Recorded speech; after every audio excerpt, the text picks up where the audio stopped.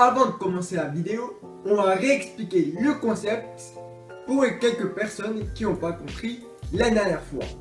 Le but de ce genre de vidéo, c'est de faire un récapitulatif de tous les films qui vont sortir ce mois, en les catégorisant par date de sortie, donc tous les mercredis. Donc ça sera obligé d'être toutes les semaines, par exemple le 3 mai, 10 mai, 17 mai, 24 et 31.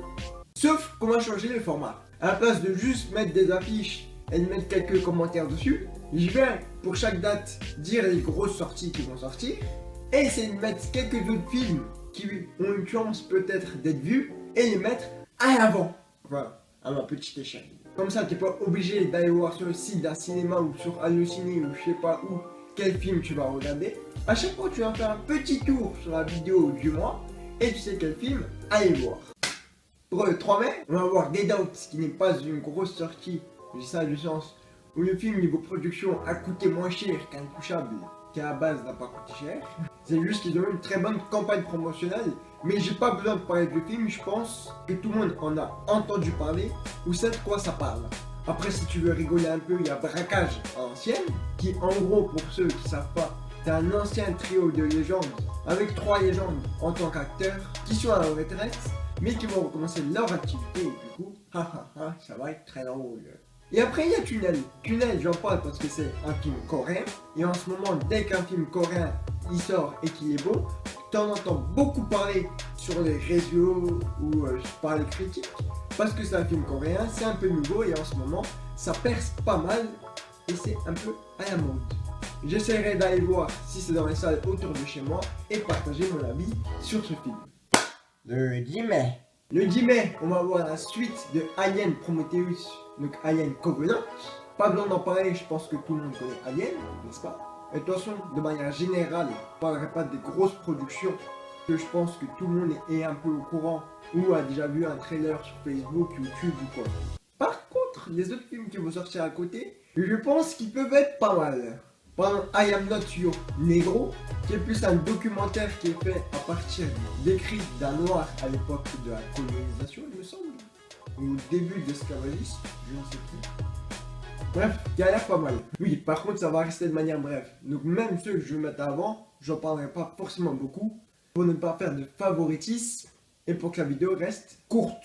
Après, un message from the King, un petit film d'action où là, il y a une fille dont on connaît le nom qui va se faire tuer, qui est la sœur d'un mec qui vient d'une certaine tribu en Afrique et qui sont considérés un peu comme les personnes les plus dangereuses, et donc il va vouloir se venger et savoir pourquoi on a tué leur sœur. Sa sœur plutôt, pas leur sœur. Scénario un peu classique, mais si t'as pas forcément envie d'aller voir Alien Covenant, mais quand même de l'action, t'as ça. Après il y a Outsider, et moi je pense que c'est le film que j'irai voir le 10 mai, parce que déjà c'est une biographie, et tous les films qui sont issus d'une histoire vraie, ça me touche un peu au fond de moi, parce que à chaque fois que je vais aller voir un film comme ça, je me dis, il y a vraiment quelqu'un qui a fait ça. Et à chaque fois je trouve ça incroyable, et ça me donne presque envie de pleurer. Bon, Outsider, c'est l'histoire du mec qui a inspiré Rocky, le film écrit par Sylvester Stallone. Je pense que tout le monde connaît Rocky, je pense que tout le monde voit qui est Sylvester Stallone, n'est-ce pas? Je sais que ça se passe après qu'il s'est mis en retraite en tant que champion du monde poids lourd, mais après, selon ce que j'ai vu, j'ai pas réussi à me situer précisément dans sa vie, et ça me donne quand même envie d'aller le voir, et ça intrigue un peu ma curiosité. Après, un film un peu plus calme que les autres et qui pourrait faire un peu penser à de la poésie, ou du moins un peu t'émerveiller, ça serait Le Chanteur de Gaza, qui est l'histoire d'un enfant qui veut devenir une star, que tout le monde le voit et tout le monde entende sa musique et partager sa passion. Donc une histoire assez basique, sauf que ça se passe à Gaza et donc ça peut plus toucher les gens et il est dans une situation un peu plus compliquée que d'autres personnes pourraient rencontrer. Le 17 mai. Alors le 17 mai, on a Le Roi Arthur, la légende d'Excalibur. C'est ce genre de film qui, je pense, si j'allais voir, ne me toucherait pas et me donnerait même pas envie de faire une vidéo dessus. Mais bon, je reviens là-dessus en fin de vidéo. Oh, pourquoi tu vibres comme ça? Il y a un tremblement de terre. Je me calme, je sais pas ce que j'ai. Je sais pas si je veux sortir une vidéo comme ça, hein, ça va être louche par rapport à d'habitude. Par rapport à la dernière fois aussi. Après, comme autre film, le 17 mai, il y a Le Goût du tapis rouge, qui est une sorte de documentaire sur le festival de Cannes pour ceux que ça intéresse. Si tu es intéressé par le festival de Cannes et tu veux savoir c'est quand, tu peux toujours aller payer quelques euros pour aller voir ce documentaire. Ou soit regarder une vidéo à moi qui viendra un peu plus tard. Je mets le lien de la playlist si tu as envie de... Si tu as envie de voir... J'ai compris, faut pas que je fasse cette playlist. Et après, pour les fans d'animation, et plus particulièrement pour les fans des SAO, il y a le film SAO Film Movie qui va sortir le 17 mai, que je n'irai non plus pas voir parce que je ne suis pas fan des SAO, je n'aime pas les SAO, et pour éviter les haters, je n'en dirai pas plus. Le 24 mai, il va y avoir Pirates des Caraïbes 5, j'ai peur. Les 3 premiers ont un peu bercé mon enfance, ou du moins je les ai vus quand j'étais petit, et du coup le personnage de Jack Sparrow m'a assez inspiré, et c'est un personnage que j'aime beaucoup comme la trilogie. Après j'ai vu le 4, je l'ai pas trouvé nul personnellement le 4, il était bon, mais sans plus. Et je m'entends pas forcément à plus du 5, et je m'attends pas, j'espère qu'il sera au moins au même niveau que le 4, histoire de pas tuer l'image de la franchise. 31 mai. Alors le 31 mai, ça va être un peu spécial parce que c'est une version restaurée d'un film qui est sorti déjà il y a quelques temps, en 1977 il me semble, et qui a été réalisé par David Lynch, et histoire de ne pas massacrer le nom du film et l'image du film, je vais juste mettre une belle bande-annonce par ici, avec le petit nom du film en dessous, histoire que tu puisses le caresser et aller voir de quoi ça parle.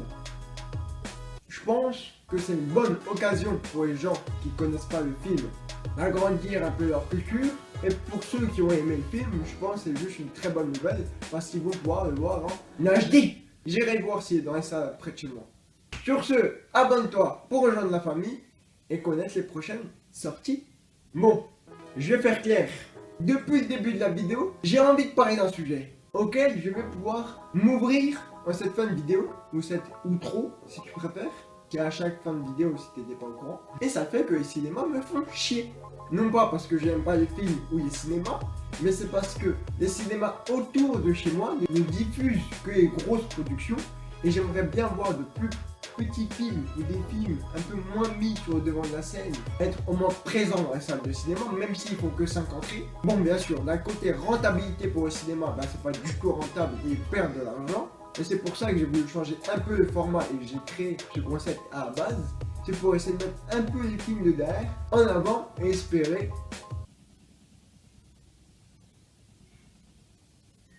Oh, c'est un hélicoptère ton truc ou quoi?